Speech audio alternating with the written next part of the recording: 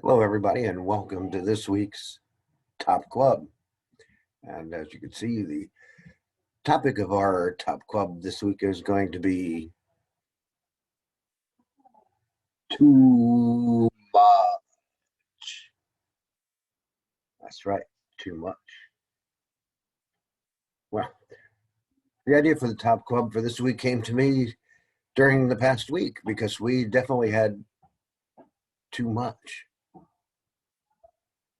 I remember a year ago or so when things were all normal and everybody wanted a day off from school and you hoped that you'd get some snow or some sleet or something that would make it impossible for the buses to run.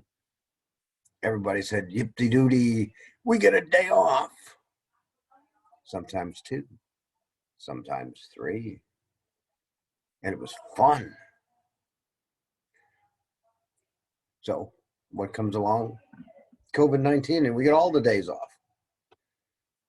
But still no snow last year. And then all of a sudden this year, on top of having too many days off, because of that, now we have too many days off because of snow. I mean, we all wanted a white Christmas, but we didn't expect to get hammered with 5 inches and get stuck home on Christmas. And we certainly didn't expect in February that we were going to get too much of everything. Yes, my first picture will show if I ever get this to work correctly for you. And there we have it. Too much ice, too much snow, too much everything. To the point where a lot of us forgot what it was like to have a light bulb or take a shower, or in my case with my 9-year-old, suffering the slings and arrows of outrageous no video games for a week. I think that was pretty tough. You weren't to do other things, but still, we're such people of creature comforts that too much of something can sometimes be not good. It could just end up being way too much. So let's look at some other examples of too much. Besides snow and ice, we can have too much money. That's right. Who can recognize who's in this picture? Probably some of you right off the bat said, "I know." Probably some of you said, "I haven't the slightest idea." Some old guy with some little girl. Actually, that's King Midas, and that's his daughter. Now, if you go back and remember some of your fables or legends or whatever, King Midas was this Greek dude who wanted as much gold as he could possibly get. He just loved gold so much that he was actually one day able to just win a gift so that whatever he touched turned to gold. And the guy was just super thrilled. I mean, I could turn everything into gold. I would hate to see what he did with toilet paper, but um, I don't know if he was thinking that one out. But one day he touched his daughter and she turned into gold, and he lost his daughter, and then he realized after losing his daughter that having golden toilet paper was not really the best thing in the world. But when he lost the one thing he loved the most, and he realized that maybe too much is too much. Now think about all the things you want to have in life, all the fancy stuff and all that, but at what cost? When is too much too much? When do you do so much to get money or something like that that it no longer has any real value and actually becomes something negative? What else do we have that could be too much? I shouldn't laugh at this because this is usually the way my kid's plate looks like when he's got French fries. I mean, you could take all the salt in the world and pour it on a plate and it wouldn't be enough. But definitely, those fries would be a little bit on the salty side, I would imagine. And you can always tell when something is too salty when even your dogs won't touch it. That's right. My dogs would look at that and think I was insane if I offered them one of those fries. Now, what's wrong with too much salt? Well, it makes food taste good, but it can also cause all kind of stuff with your blood pressure and all that, and make you really sick. I mean, uh, we're only supposed to have so much salt. So we can overdo with salt or food or anything along those lines. How about too many clothes? You might think it'd be really cool to have a big, closet full of every kind of thing you could think of. But as that young lady is looking at the picture and wondering, I have no idea what to wear. She has too many clothes. She doesn't even know what to wear. I've never had that problem. And I'm sure most of you don't have that problem too, but I'm sure many of you know somebody who likes to have too many shoes or too many shirts or too many hats or too many whatever. So yeah, too many of too many. Now let's take a look at something interesting here. Uh, I guess that's interesting. I mean, uh, I guess, but it's what's behind it that's interesting, because here you have two Aztec philosophers. Now the Aztecs were these really cool dudes down in Mexico, about the time when the Spanish started taking over all the world, and they had one of the largest empires ever. They were feared. They were warlike, and they could have had anything and everything that they wanted. And before I talk about it anymore, that picture's cool because of one thing. See the little things coming out of their mouths? Well, the Aztecs didn't have a written language, so whenever they wanted to make a picture look like two people were talking, they put what was called voice glyphs in there, and that's exactly what those are. They're voice glyphs. I mean, these two dudes are having this really cool conversation. And what they're having a conversation over is the slippery earth.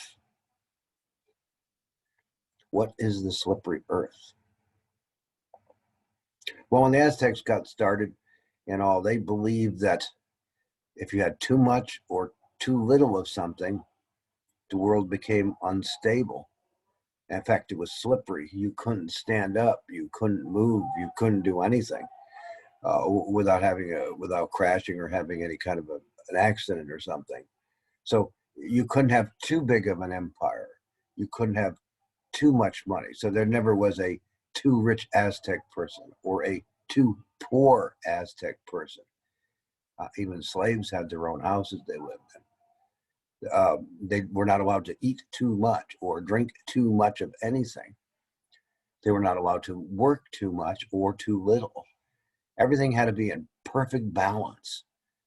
The only way you could keep the world from being slippery and hard to manage is if everything was in balance. And it was that philosophy of balance that actually enabled these people back then not only to take over all of Mexico and other parts of Central America, but also to rule wisely. When someone was taking over the Aztecs, they learned that, well, this is a pretty cool system. They even took the garbage out. I mean, they lived on an island, and rather than get the island messed up, they took the garbage off the island and put it on the mainland in dumps like we do today. So they're pretty really cool. In fact, littering was a capital crime. Could you imagine getting burned alive for throwing out a bubblegum wrapper? Well, that's just the way it worked for them, and it maintained the slippery earth. And if you didn't do balance, if you didn't hold everything up, they actually believed that the world would come to an end by earthquakes. Earthquakes would just wipe them off the face of the earth.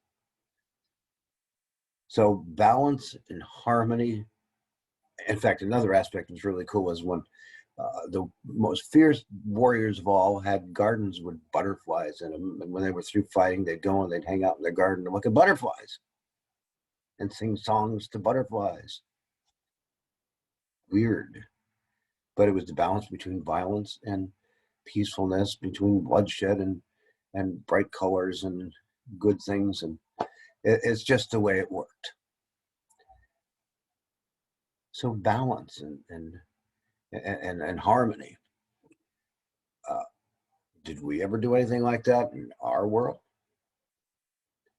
Well, what do we have here? Oh my goodness gracious me. We've got a goose that lays a golden egg.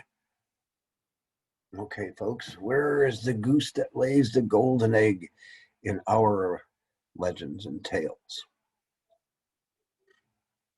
Any guess? I'm sure you know this one. I hope you do.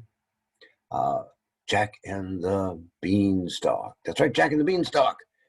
The little kid who disobeys his mother and buys some magic beans for the cow that he was supposed to sell to market. Then he threw the magic, well, actually the mother threw the magic beans out in the yard, and the beanstalk went up, and he climbed the beanstalk and fought this giant and stole this magical harp that played music, and also this goose that laid golden eggs. That's right, golden eggs. Well, after he defeats the giant who is up in the castle and gets home to his mother with the goose that lays the golden eggs, what does Jack and his mother do? Do they go out and buy a giant castle? Do they get like a Porsche and Harley Davidson motorcycle, built-in swimming pool, 50-inch widescreen TV? No. They sat in their little cottage with their magic golden goose and had the magic golden goose lay golden eggs only when they needed money, so they would never want for food or clothing or anything like that. They knew that too much could be too much. So they settled for what was just right. Kind of like, Goldilocks and the Three Bears. Papa Bear's bed was too big. Mama's bear's bed was not right, but the baby bear's bed was right. Same thing with the porridge. Getting things just right. Not wanting too much, but knowing when enough is enough. It's one of the hardest things that we can do, is to know when enough is enough. Too much snow, too many days off. Can you get too many good grades, though? Well, I wonder, always, if you have too many good grades and you get a bad grade, then you say, well, I got one bad grade, that's terrible. But, you always strive for the best you can, but realizing that enough can be enough and too much can be too much and all that stuff. So for this week, why don't you guys try to think of sometimes when you think that too much is too much. What do you do that's too much? Too much that distracts you from all the important things, from maybe hanging out with your family, maybe doing your homework, maybe, whatever you do that's too much. Too much TV time, too much video time, too much time texting, too much time trying to tie your shoes. That was my problem. And after 60 years, I finally figured it out. Oh, too much time to too much of other stuff. So try to tell me what you think is too much and maybe what you could do that would make too much just right. And also, it's really hard, I know, for you guys to be, working on getting stuff for our book together.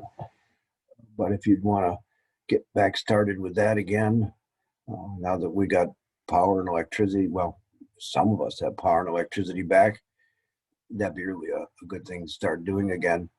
Yeah, and maybe coming up with a title for our little book. I was hanging around with the title like Reflections on the Journey. Reflections on the Journey. If you think that's a good title, let me know. That's a good title. If you think it's a lousy title, saying that's way too much, and try to come up with some titles of your own, so we can get the thing moving along a little, so you can see your names and your work in print, fame and fortune, and all that cool stuff that goes with it, as well as helping other people who are still getting too much bad stuff happening all the time. All right, guys. Well, I always love coming and talking to you, and I hope you've all got your power on. And if not, I hope it comes on soon.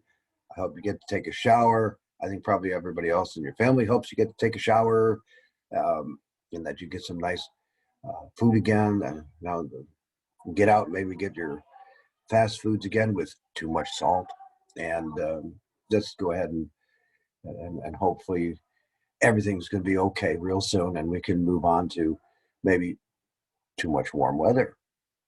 How's that sound? Sounds good to me. All right, guys. Well, you take care of yourselves, and until next week, we will shout at you later. Adios.